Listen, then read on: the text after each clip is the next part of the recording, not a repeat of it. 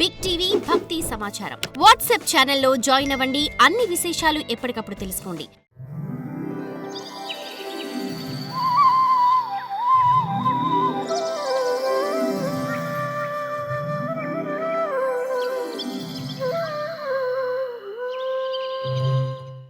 హయగ్రీవ అవతారం.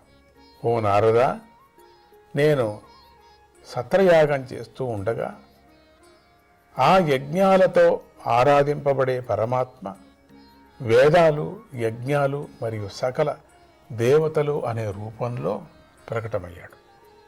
బంగారు రంగులో మెరిసిపోతున్న ఆ శ్రీహరి హయగ్రీవ రూపంలో అవతరించాడు.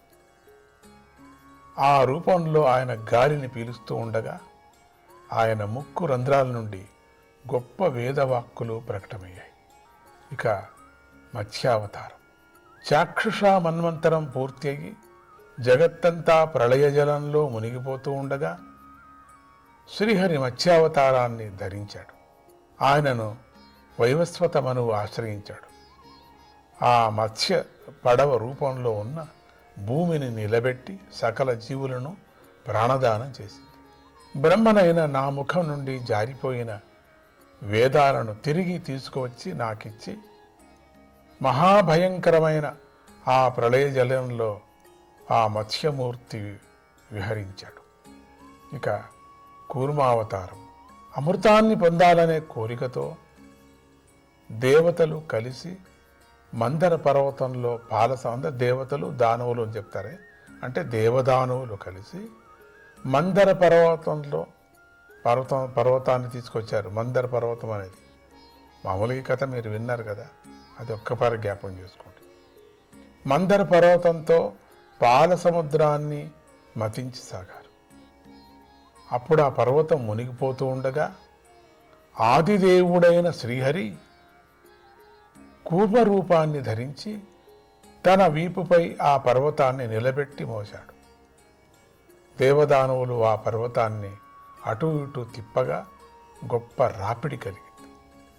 దానితో ఆయనకు వీపు మీద దురద తొలగిపోయి కొద్దిసేపు సుఖంగా నిద్రించే అవకాశం లభించింది. నరసింహావతారం. దేవతలకు వచ్చిన మహాభయాన్ని పోగొట్టే ఆ శ్రీహరి సుడులు తిరుగుతున్న కనుబొమ్మలతోనూ కోరలతోనూ రాక్షసులకు, దేవతలకు కూడా భయాన్ని కలిగించే ముఖం కల నరసింహ అవతారాన్ని ధరించాడు. అట్టహాసం చేస్తూ గదను పట్టుకొని తన మీదకు దూకపోయినటువంటి రాక్షస రాజైన హిరణ్యకశిపుడిని పట్టుకొని తొడపై వేసుకొని గోళ్లతో వాడిని చీల్చివేశాడు. గజేంద్ర రక్షక శ్రీహరి అవతారం. గొప్ప బలం కల మొసలి సరోవరం మధ్యలో గజేంద్రుడి కాలుబట్టి లాగసాగింది.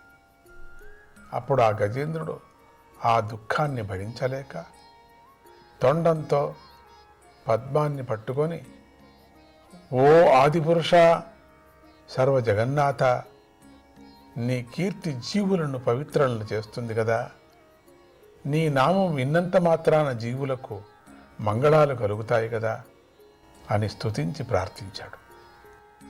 అప్పుడు ఇంద్రియాలకు బుద్ధికి గోచరం కానివాడు, సుదర్శన చక్రాన్ని పట్టినవాడైనటువంటి శ్రీహరి తనను శరణు వేడిన ఆ గజేంద్రుని ప్రార్థనను విని దయతో కరిగిపోయాడు. పక్షిరాజైన గరుత్మంతుణ్ణి అధిష్ఠించి ఆ గజేంద్రుడి తొండాన్ని పట్టుకొని పైకి లాగి చక్రంతో మొసలి నోటిని చీల్చివేసి గజేంద్రుడి పాదాన్ని విడిపించి అతన్ని ఒడ్డుకు చేర్చి రక్షించాడు. ఇక వామనావతారం.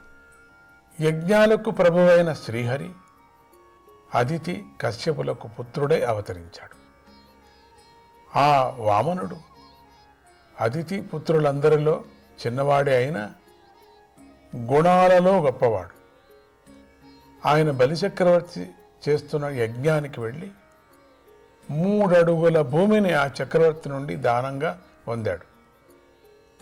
అలా బలిచక్రవర్తిని మాట ఇచ్చిన వెంటనే వామనుడు తన 3 అడుగులతో ముల్లోకాలను కొలిచి ఆ నెపంతో బలి యొక్క రాజ్యాన్ని తన వశం చేసుకున్నాడు.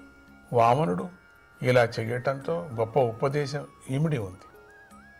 సన్మార్గంలో నడిచే వ్యక్తిని యాచించకుండా తన స్థానం నుండి కదల్చటం అనేది ఎంతటి సమర్థులకైనా సాధ్యం కాదు అని గ్రహించాలి. ఓ నారదా, విశాలమైన అడుగులు గల వామనుని యొక్క పాదాలను కడిగి బలిచక్రవర్తి ఆ నీటిని ఆదరంగా శిరస్సుపై చల్లుకున్నాడు. దానితో బలిచక్రవర్తికి ఇంద్ర పదవి కూడా అల్పంగానే తోచింది. ఆ బలిచక్రవర్తి 3 అడుగులు ఇస్తానని మాట ఇవ్వగానే గురువైన శుక్రాచార్యుడు అడ్డు తగిలాడు. మాట తప్పవచ్చు, పర్వాలేదని వ్యతిరేకంగా ప్రేరేపించాలని చూశాడు. అందుకు బలిచక్రవర్తి ఇష్టపడలేదు. ఆ బలి శిరస్సును వంచి శ్రీహరి యొక్క 3వ అడుగు తన దేహాన్ని సమర్పించి మహాత్ముడయ్యాడు కదా. ఇక హంస అవతారం. ఓ నారదా, భగవంతుడైన ఆ శ్రీహరి నీ యొక్క గొప్ప భక్తికి మెచ్చినవాడై హంస రూపంలో అవతరించాడు. నీకు భక్తి యోగాన్ని, ఆత్మస్వరూపాన్ని తెలిపే జ్ఞాన సాధనమైన భాగవత ధర్మాన్ని చక్కగా బోధించాడు. ఆ వాసుదేవుని శరణు పొందిన భక్తులు భాగవత ధర్మాన్ని సులభంగా తెలుసుకుంటారు. మను అవతారం. శ్రీహరి ఆయా మన్వంతరాల్లో ఆయా మనువుల రూపంలో అవతరించి మనువంశాన్ని రక్షిస్తూ ఉంటాడు.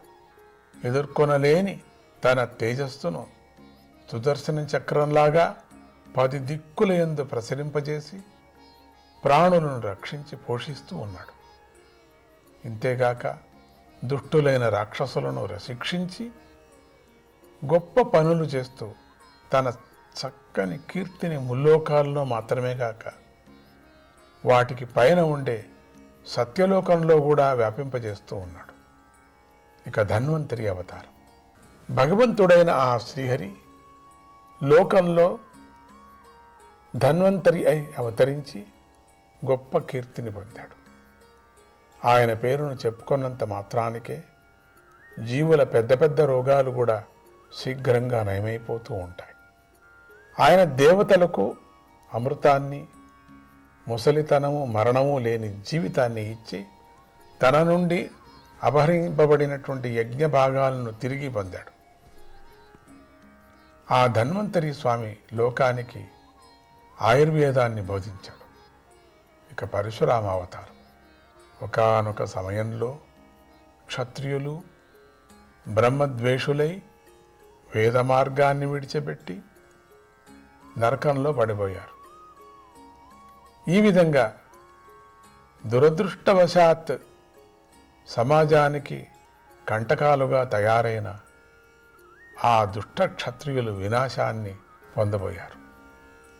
అప్పుడు పరమాత్మ అయిన శ్రీహరి గొప్ప పరాక్రమం గల పరశురాముడై అవతరించి పొడవైనది, పదునైనది అయినటువంటి గండ్రగొడ్డలిని పట్టుకొని 21 సార్లు భూమినంతా సంచరించాడు.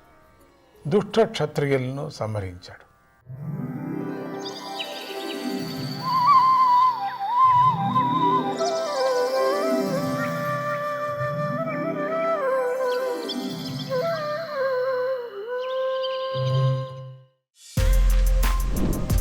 For more videos like this, subscribe Big TV channel.